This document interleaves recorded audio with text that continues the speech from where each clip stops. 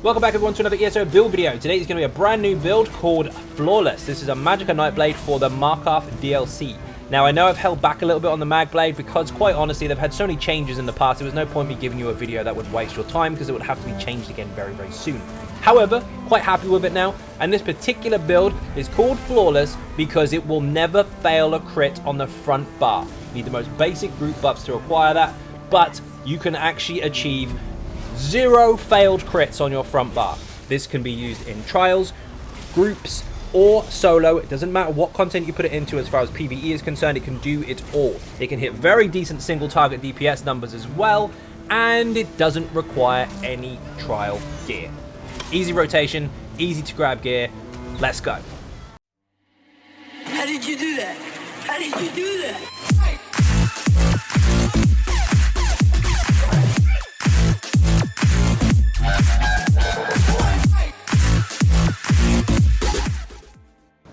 So first of all, we're going to go into the stats. Make sure I've got our buffs and bonuses on. We are on 33.9k max Magicka, so 34k almost, 16.5k max health, and 1,808 Magicka recovery. We've got almost 11k stand, which is quite helpful with a little bit of recovery there as well. So if we have to dodge or block or whatever, we've got a bit of resource gain there if we need to. Our spell damage is sitting quite low at the moment because we don't have our glyph active, and we are missing a couple of things that aren't showing on the stat screen unless we're in combat. But self-buffed, you're looking at about 3.5k. Fully buffed, you're looking at about 4. However, our resistances, if we activate this again because it fell off, are 17.8 and 16k. And as you can see there, our crit chance is 93.8. Now, I told you had no chance of failing on the front bar. Now, all we need is Minor Prophecy from a sorcerer. They need to use a dark magic skill once every 20 seconds at least. If that happens, you will get this. Ignore the rest of the buffs. There's lots on this dummy. There's Minor Prophecy. 99.9%. Now, although that may be 0.1% chance to miss, I've never missed. Ever. On the front bar. 64 points into max Magicka. Thief Munderstone to crank up that crit. And we are, of course, using Clockwork Citrus stuff for food. Or you can change it. If you don't want to use this because you don't have enough money for it or you don't have enough resources to make it, you can, of course, use Witch Mother's Brew, but you will lack the health recovery and the stats will go down slightly. Failing that, if you're in a very optimized situation, I don't mean no one way or no way. No, there's several ways to make a group composition. However, if you are in a situation where you feel like your group has everything they need, and one of those things is crap tons of recovery, maybe you've got a couple of Holofangs running. Yes, they stack. And you can't ever run out of Magicka. If that becomes the case, then you can crank up this stuff. This is flat food, doesn't have any recovery, but you will get more damage out of it and you'll get a lot more health as well. So in a situation where you have loads of buffs and bonuses and you can't run out, use the flat stuff. Every other situation, use this stuff. Or, like I said, Witch Mothers. So flat out again, food is your choice. 64 points Magicka, Thief Munderstone. Job done. Now, I'm going to go into the skills in detail, of course. I'm going to explain where they come from, what to morph them to, and all that good stuff. Most people just slap on skills they're told to. I will explain what they do and why they are there. So, first of all, we're going to start off with Inner Light. This is in the Mage's Guild skill line. Apart from the passives, which we'll come to later, this is very important. This starts off as Mage Light, morph it to Inner Light. You need Mage's Guild 2 for this one. Now, while it's slotted, you gain 5% max Magicka, and you get a crit bonus. That's it. Leave it there. Don't touch it. Nice and simple. Next up is Degeneration. Now, this is the second ability in the skill line. Starts off as Entropy, morph it to Degeneration. Now, the morph of this is entirely up to you. You can take the other morph for heals every 2 seconds if you want, or you can have this one, which will give you Major Sorcery. If you have this one, the Major Sorcery is with you all the time because of the skill, which means you don't need spell pots. So you can use Tripots, which give you health and stamina back as well.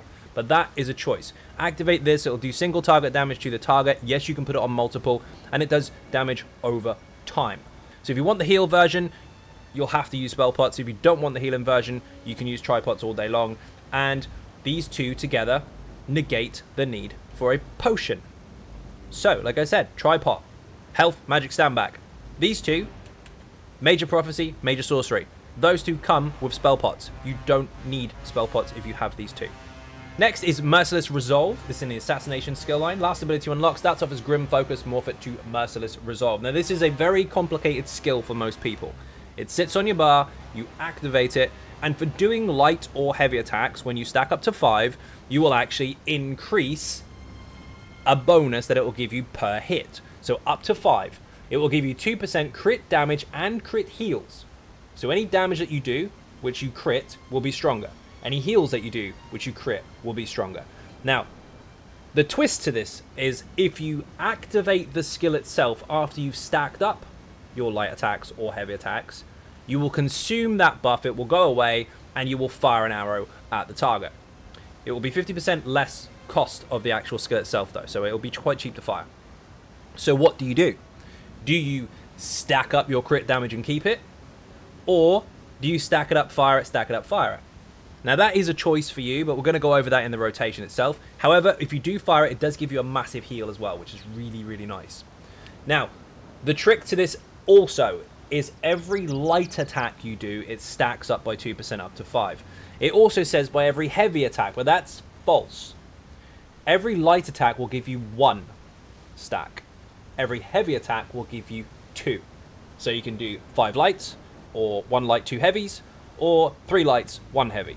As long as you get to 5, doesn't matter how you get there, but that is how it works. I don't know why it doesn't explain that in the details, but that's a fact. So bear that in mind when you're trying to sustain your rotation. If you do need a heavy attack, don't worry, you just got 2 stacks instead of 1. Keep this up all the time. Even if it runs out, you will keep the stacks as long as you stay in content. If you lose combat whatsoever, or leave the area, you'll lose it. So make sure that if you do want to stack this up and keep it, you just apply it once and never press it again. If you do want to control it, once it runs out, because you can continuously stack 5 fire, stack 5 fire, stack 5 fire, then it runs out eventually, you will have to reapply it within your rotation. Next up is Swallow Soul. This is in the Siphoning skill line. This is the first ability to unlock, starts off as Strife, morph it to Swallow Soul. This is your main spammable. So, while your light attack hitting, and then this, light attack again, hit this over and over and over, this will wind this up, ready for a special bow shot. Anyway, this is quite simple. You activate it, it does single target damage to the enemy, and it heals you as well. You are guaranteed to crit this skill, so you'll have a very strong heal. Just bear in mind, skills like this can't double dip. If you don't crit the skill, you can crit the heal. If you do crit the skill, you can't crit the heal. But since we've got such a high crit bonus anyway, we will never fail this main crit, so we'll always get a very nice heal out of it regardless. Next up is Impale. Very simply put, this is your execute. Never, ever, ever activate this ability unless the target is under 25% health. Now, starts off as Assassin's Blade, morph it to Impale. Yes, you can do this at long range as well, much as you can your spammable here. So if you want to, you can stay back a bit, and this is also ranged. But essentially, when the target goes low health, 25% is what you're looking for. As soon as they dip under that, you start spamming this instead of this. Now you may want to use this occasionally to keep up a heal if you need to, but this is now your swap out. You start hitting with this throughout the whole fight, you consistently use this, then when you get to execute you spam this instead. This will do 300% more damage if the target is low. I can't stress this enough. Do not activate this skill unless the target is under 25%. It sounds like I'm really laying it on thick here, but I have watched so many Nightblades spamming this at 50%, spamming it at 75%, and even spamming it at 100%. Don't do that. Read very carefully what that says. Skills have a description for a reason. I explain them for a reason. Please use that properly. Anyway, moving on. Soul Harvest is on our front bar. You could put Meteor here if you really wanted to, but for passive sakes and of course for the skill itself, we do want this. Meteor would give you more Magicka and recovery based on Mages Guild passives, yes, but we want this for a double dip reason. 1, our Nightblade passives, which will come later, and 2, because this actually benefits us in a crowd. Now, you activate it, it's very cheap. It's only 70 ultimate, starts off as Deathstroke, morph it to Soul Harvest. Very simply put, you activate it, you do more damage to that target. Not the rest of the targets, just that one. You do 20% more for 6 seconds. This is a very fast-paced ultimate. If you're in a group with people using Arcasis and stuff like that, you can build this stupidly quick, especially alongside our passives where we take a potion. You can have this every rotation in content, so the dummy's not even a good gauge for it. But it's very strong regardless. Remember, it's single target. But it also affects the enemy with Major Defile, so it reduces their healing received and health recovery. That's a side effect. We don't really worry about that too much in PVE. But the most important thing is, while it's slotted, as long as you're on the front bar, anytime you kill an enemy, so with any skill, as long as you're the one that gets a kill and blow, you will get 10 ultimate.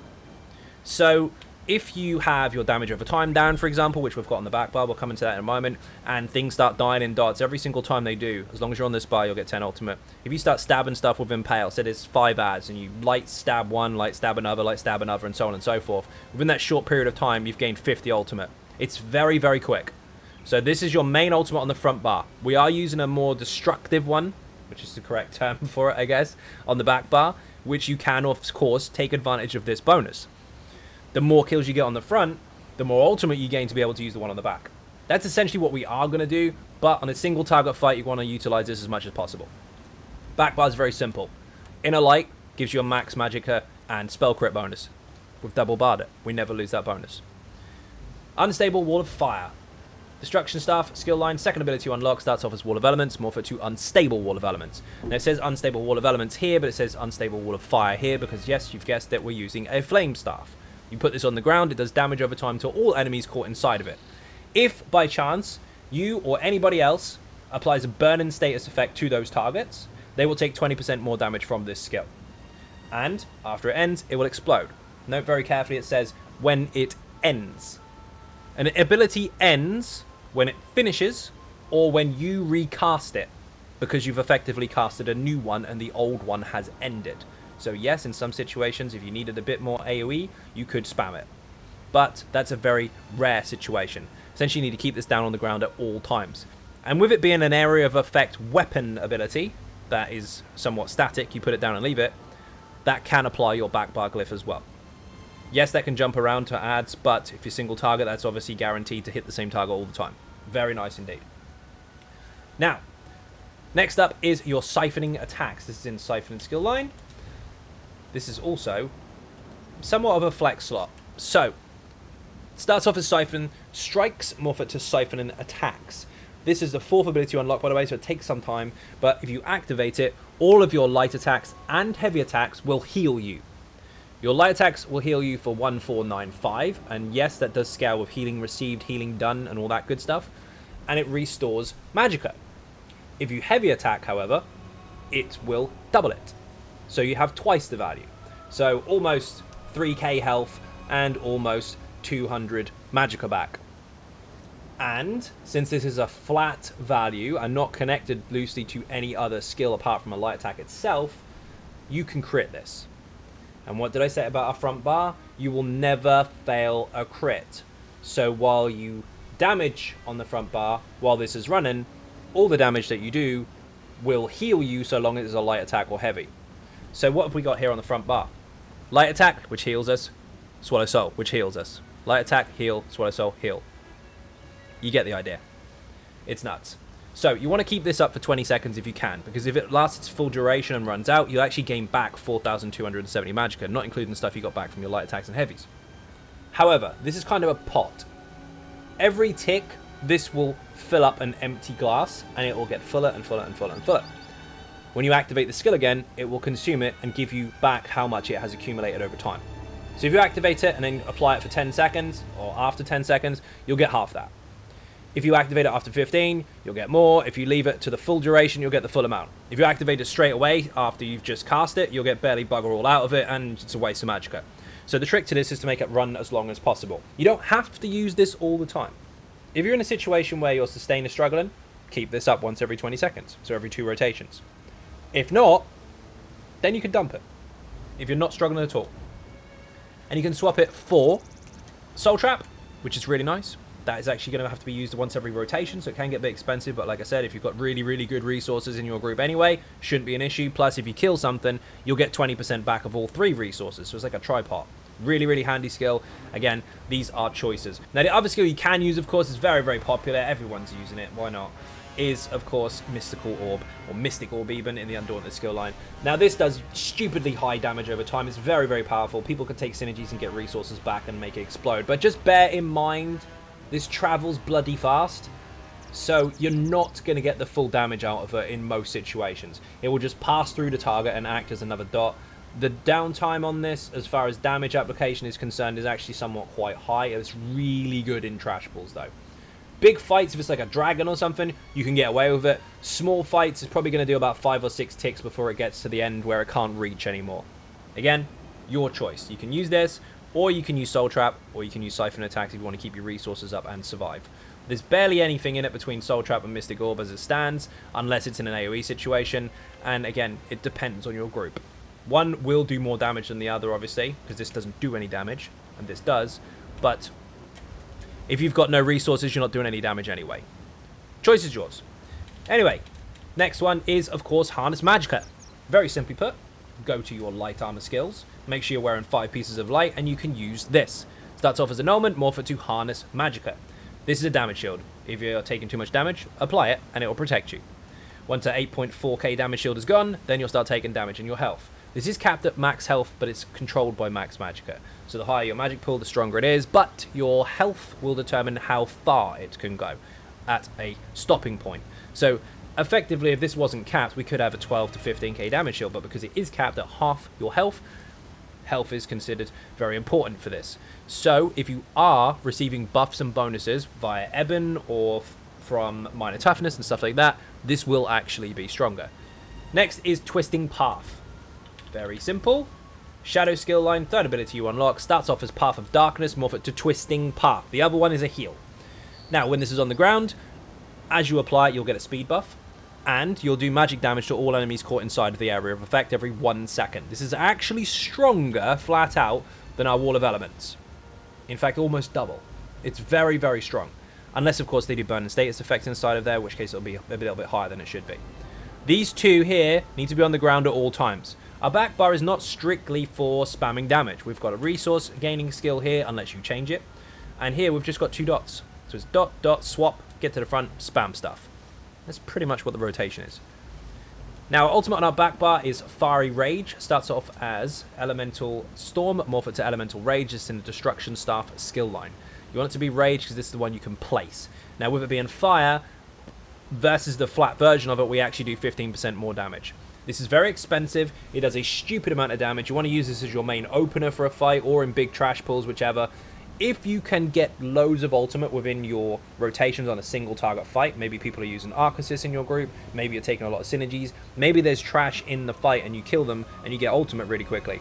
If you're applying all of those things, then sure, stack this up and do it as much as you can. But if not, open with this and then use this the rest of the time.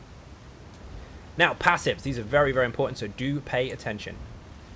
Master Assassin, of course. This increases your physical and spell penetration against enemies you are flanking by 2974.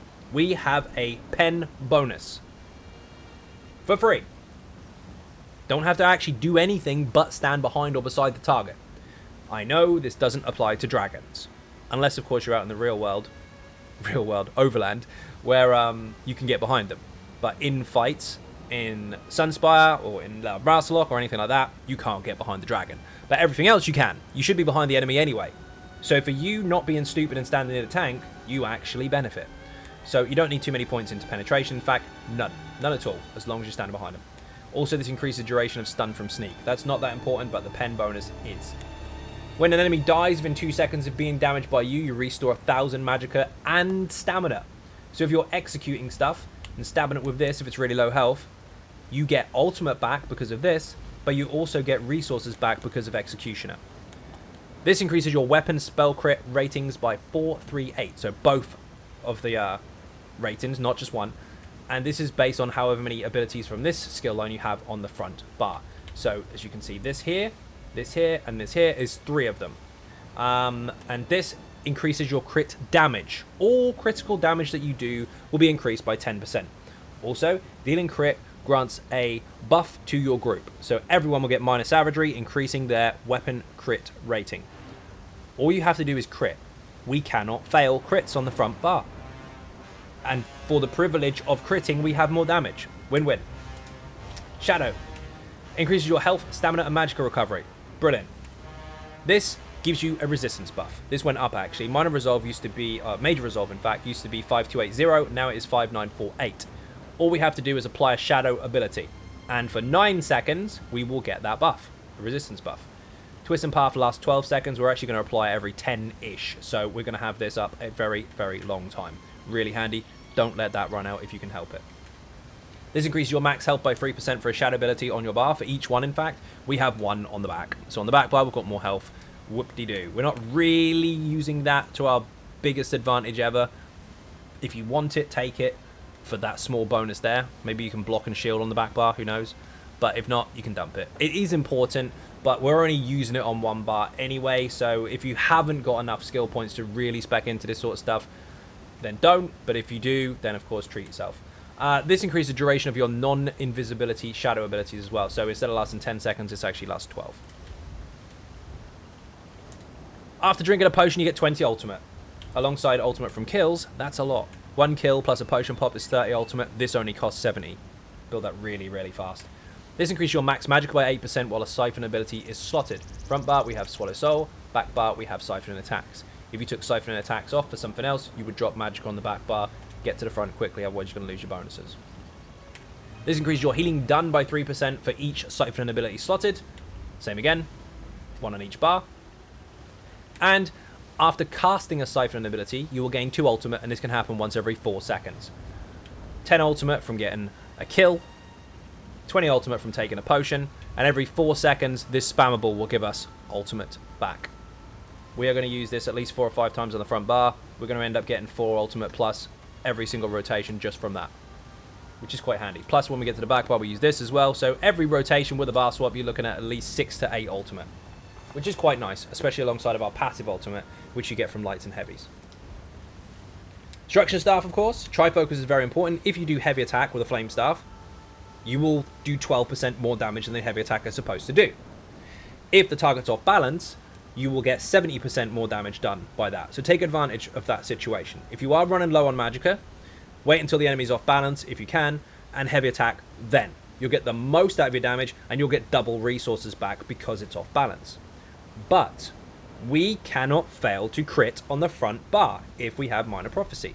So your heavy attacks, instead of being long-winded, slow, and oh look, I didn't crit, what a load of poo-poo, you won't fail it. So you won't negatively impact your DPS. Instead of doing 20 to 30k per light attack, you'll now get 60k almost out of a heavy, so that adds up, and you get 2 stacks to this instead of 1. So it's win-win. In those situations, you still don't really lose out. Sure, you miss out on 1 spam, but you get so much back, you can actually go back to spamming again. It's really, really helpful. Get your passives, understand them. Your Destro staff abilities ignore spell resistance, 10% of it in fact. That's your lights, your heavies, and your wall of elements, and your Destro as well. Your ulti. This increases your chance of applying elemental effects by 100%. That's chilled, concussion, and burning. We're actually only really using 1 damage type, apart from Magicka, which doesn't have a status effect, or magic rather. So magic damage is an elemental type, but it doesn't have a status effect. Ice, lightning, and fire does. Apart from that, we're using fire here. So fire on both bars for the staff and these 2 skills, but the rest is all magic damage. So when we apply fire, we have a higher chance of applying burn and status effect, which means enemies caught in this at the time will do more. Take more, rather. This is very important. Your direct or single target, not direct, your single target damage will be higher with a flame staff. So, while this is damage over time, it is single target. If you use Soul Trap, that is single target. If you use Necrotic Orb, that's not single target, so that won't get boosted. But this will, this does as well, so does this, so does this. Anything that is single target. So your Wall of Elements and your Twist and Path doesn't count, but your Glyph from your Wall of Elements will, if you have one firing off your back bar. But your main front bar, everything you do, including the bow shot from Merciful Resolve, all of these will be enhanced.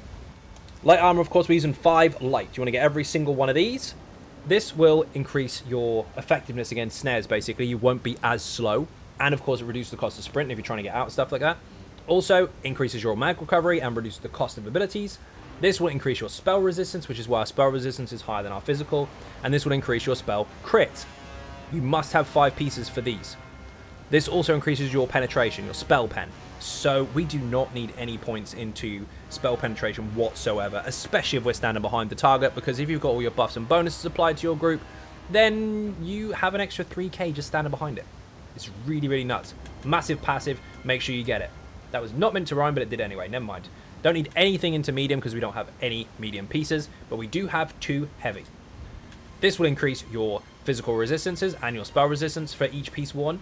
This will increase your health recovery and restore resources when you take damage, and this will increase your max health. Don't get these two because they require 5 pieces, waste of skill points. Fighter's Guild is very, very important. We are not using Barb Trap, as you can see from our skills. However, we do want this. Banish the Wicked. If you kill Undead, Daedra, or Werewolf, you will get 9 ultimate back. 9 ultimate for getting a kill of that type will still stack with 10 ultimate for getting a kill while on this bar. So if you kill Undead, Daedra, or Werewolf, you get 19 ultimate per kill.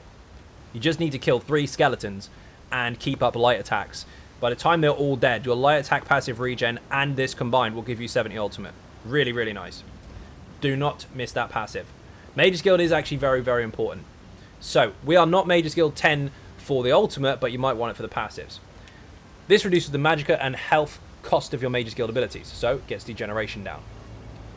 This increases duration. Longer duration. And this increases your max magic and recovery for Mage's Guild abilities being on your bar. This here, 2%, 2%. Back bar, yes, we've got 2% here, but we've got these 2 bonuses here. Plus the bonus for having a siphon skill on your bar as well. Then, of course, the last one. Casting a Mage's Guild ability grants you Empower, increasing the damage of your light and heavy attacks by 40% for 3 seconds. This is in our rotation.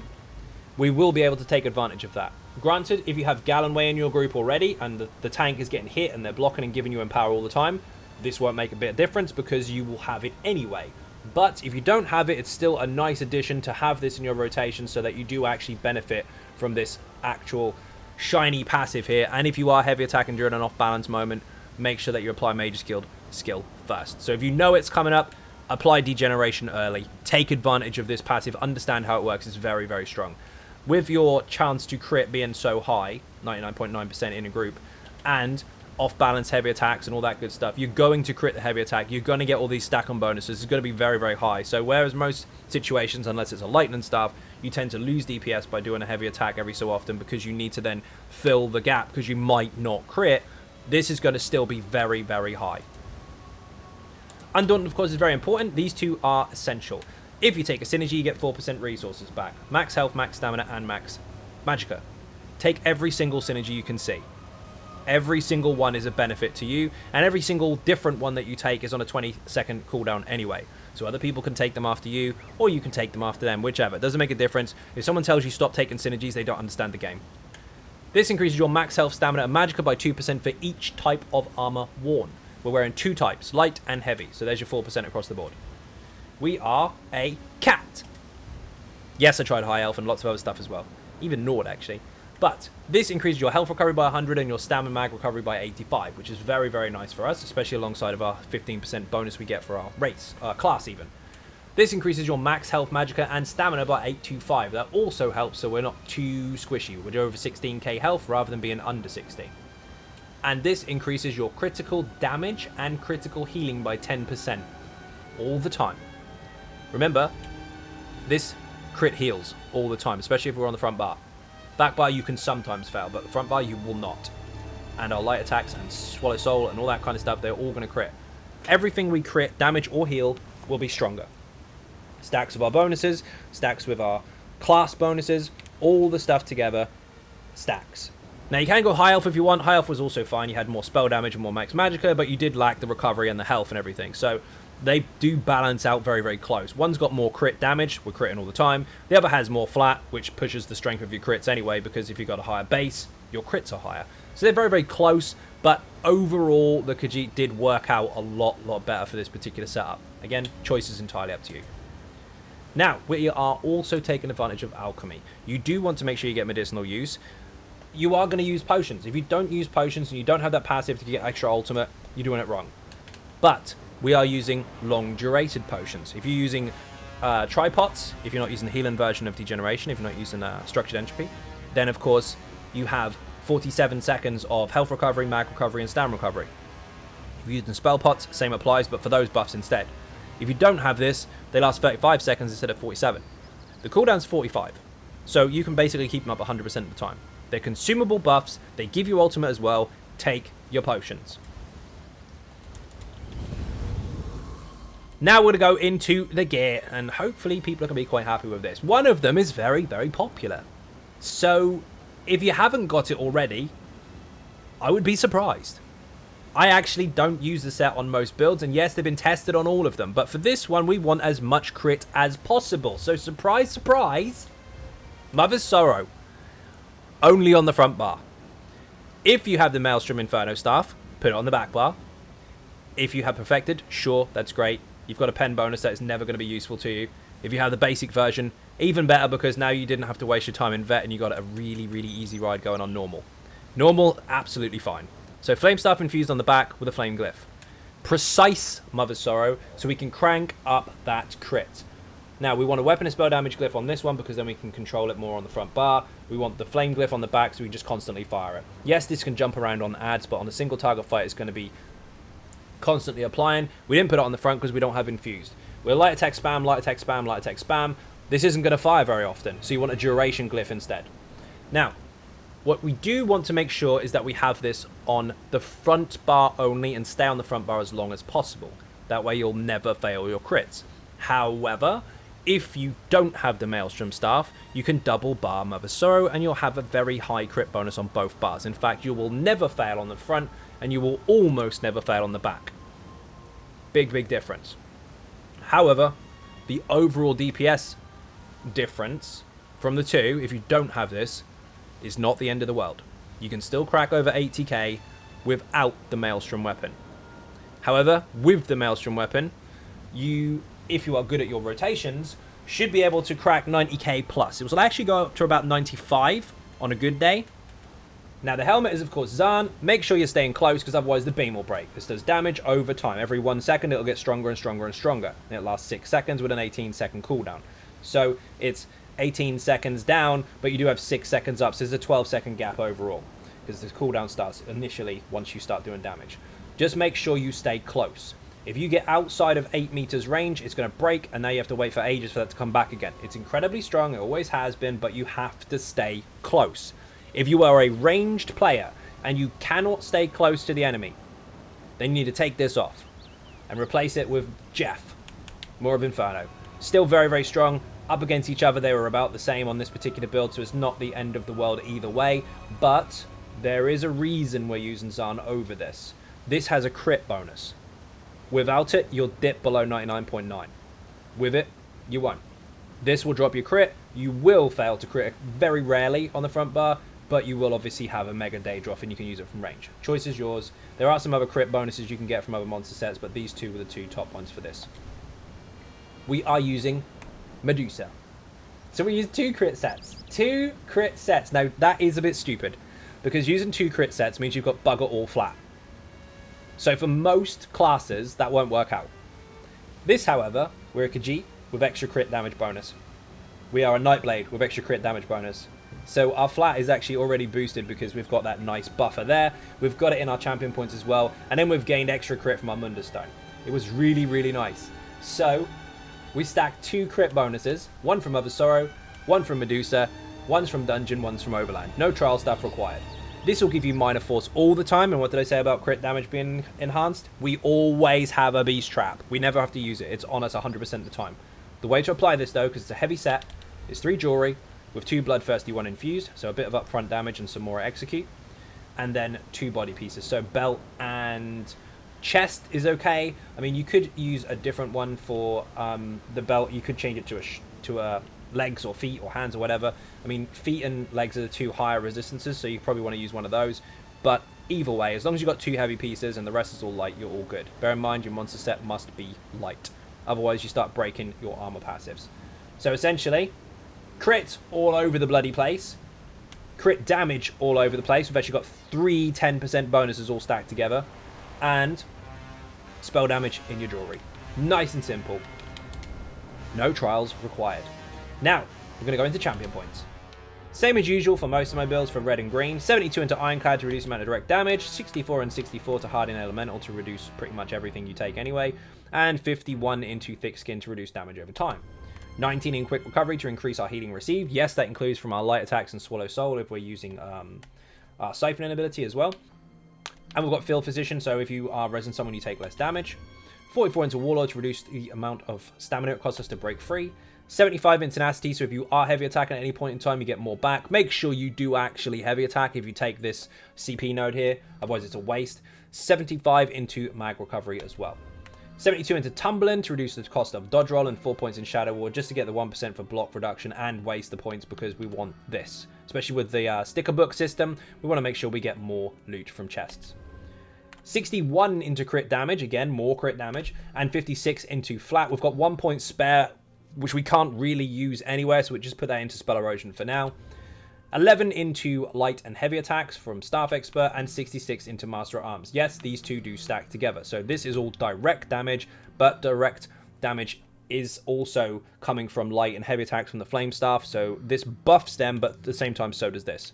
We've also got the Butcher passive, which means all of those abilities, lights and heavies, themselves do actually get stronger at low health.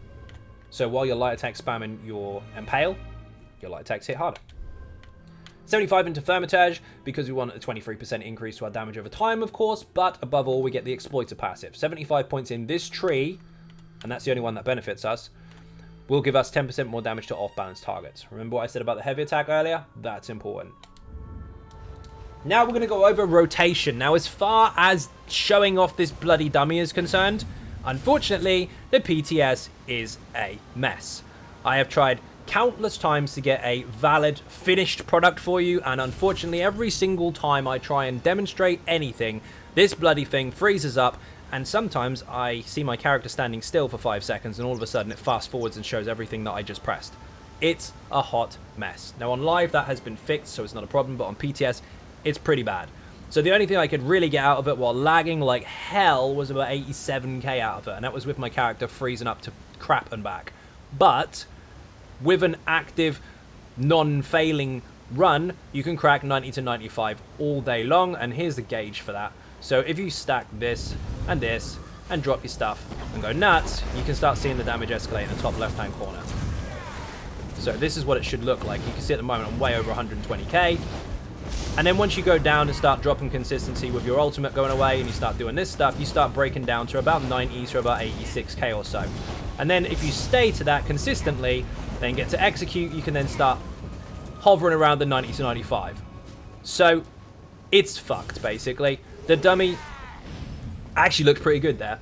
But while I was doing full rotations, I think I've got a clip here I can show you in the corner. You can see my character juddering out and just having a complete fit. When that happens, you lose anywhere between 7 to 9k DPS over the entire pass, and it's a mess. But if you want an accurate gauge or an educated gauge, you're looking at 90 to 95, depending on the player. I got 87 with severe lag, so there's hope. But it's freaking solid in content. Don't have any major issues there. It just seems to be on the dummy. It doesn't like it and freezes up. But rotation-wise, since you saw some of that anyway, what you need to do is make sure that you have your Merciless Resolve running and make sure that you've got your Siphon Strikes running. Once those are active, it's very simple. Start with the back bar. You can drop your Destro ulti if it's ready. If not, don't worry. But Twisting Paths, nice and simple. Light Attack, Wall of Elements, swap bars. That's it for your back bar to start with. Every single time you come to that rotation on the back bar, it's always Light Attack, Twist and Path, Light Attack, Wall of Elements, swap bars. Unless it's your second rotation. So every one rotation, you want to do this. You want to put Siphon and Strikes between the two. Next rotation you don't. Next rotation you do. Next you don't. Next you do. Unless you're not using it, in which case, don't press it. The rest of the time, on your front bar, every single time we come around to the front, you should be able to fire your bow. Now, you can technically fire 2 on the front bar, but we're going to have a rotation structured so that you don't have to mess with any of that. So, if your Merciless Resolve is ready, you'll do Light Attack and fire your bow, like this. And then it's Light Attack, Swallow Soul. 1, 2, 3, 4. Light Attack, Degeneration, swap bars. Yes, the bow was ready, but if I fire it now and go on the back bar and start messing with this stuff, it's not ready. So we want to make sure it is ready. So when you get to the back on, twist in, Wall of Elements, fire the bow. Light Soul, Light Soul, Light Soul, Light Soul, Light. Degeneration, swap, 2 dots. Now, why is that beneficial to us? Well, that also means that if our ultimate is ready, we can use that first, and our bow is guaranteed to take advantage of the 20% increased damage. We want to keep this rotation as simple as possible so that people, regardless of their experience in the game, can use it. Now, if you're more advanced, yes, of course, you can sit there and you can just use it whenever it's ready. So you could make it look like this. You can have all this stuff running, and just whenever it's ready, just fire it and go from there. If you are more advanced and you want to do that, that's not a problem. But you have to consider that you won't always have it. See there? I just fired it, but then my ultimate was ready. Which means now I don't have a bow to take advantage of with that ultimate running. So while you could fire more bows over time, being slightly more advanced with it, fully controlling it actually allows you to always get the stronger hit. We don't have a lot of base damage. We have a lot of crit damage. So why have a 50k hit when you can have a 70? So we always make sure that you fire one bow on the front bar, swap regardless of whether it's ready or not, and come back and fire it again. One thing to keep up though, if you're firing off these light attacks, you'll see there's two versions of this buff in my buff timers down below. So this one here, which is now running out. And then there's the other one, which is on the far left-hand side, which you can't really... It's there, but look at the far left-hand side of my buffs. You can see it's got 4 in there. That's stacked up the light attacks ready for another bow. But my buff has run out. So now I keep the crit damage bonus, but I can't fire the bow. You will have to reactivate that in order to take advantage of the next light. So at execute, if you are now stabbing with impale, don't use your bow anymore. Just keep that crit damage bonus and keep smashing the target. So we'll go over this very briefly again because I've explained why it's done the way it is. Now we'll just make it look really nice. So, very simply put, make sure your buffs are both running when you start. So we've explained why I do that. Now let's just show you what it looks like again. So twist and path, light attack, wall of elements, swap bars, light bow, light swallow soul, 1, 2, 3, 4, light generation, swap, degeneration even, can't do words. Light bow. Every single time we come around to that bar, we ignore our ultimates for now. 3, 4, swap. Dot, dot. Oh, you see that? Character froze up. That's the shit I'm trying to tell you about. Ignore that. Right, so let's do that again. So, light twisting, light wall swap, light ultimate if it's there, light bow. Soul swallow 4 times. Degeneration, swap bars. Twist and path, wall of elements. Bow is always going to be ready. 1, 2, 3, 4. Degeneration, swap bars. Twisting. Wall. We saw the ultimate was ready. Hit it first. Bow. 1, 2, 3, 4. Degeneration, swap bars. Twist and path. Wall. Bow's ready. 1, 2. It's there all day long. Ignore that dummy. He's a mess. It's all day long. If you keep to that, you'll never have to change it. The only thing you have to keep an eye on is make sure your Merciless Resolve is running at all times, and if it isn't, you'll have to use a light attack and then activate during that time just to make sure you bring it back. Now, it should be almost at the end of your bar most of the time, but if you want to be able to see the stacks of the light attacks, you have to make sure that you've got your options set up correctly. So there are add-ons on PC, yes, I'm not talking to those guys, I already know that they have them. I'm talking for the people that don't have it, or the people that are playing base game, or are on console. Go down to here, permanent effects on. In combat options, buffs, permanent effects on. If it's on, you'll always see your stacks, and you'll be able to track them. As you can see here, left-hand side of my buff timers, 1, 2, 3, 4, 5, and then the bow is ready if it's at number 5. Or you've got 10% crit damage. So, hopefully that wasn't too confusing. It can be. Twisting, wall, swap, light bow, light 4 swallows, light degeneration, swap, start again. Time for fashion. Now we're actually using a new motif, or recent motif, that I have kind of got up on my favorite list at the moment. So the head is heavy, the chest is also heavy, the shoulders are heavy, the hands are medium, the belt is light, but that's Dramathra. These are, I'm saying the weights because obviously they're all the same style. The legs are heavy and the feet are light. Now these are the Greymore style.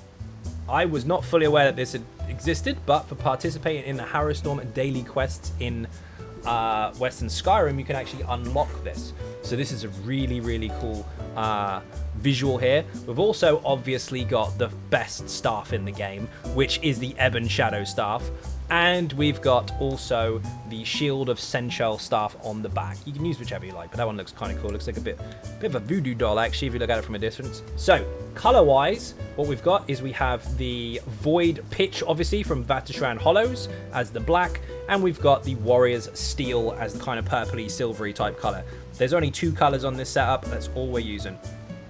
If you check out the website, you'll actually be able to see the whole layout. I mean, you can obviously pause the video if you want, but there'll be a screenshot showing you every single slot and how it's all set out with a PC UI, if that helps.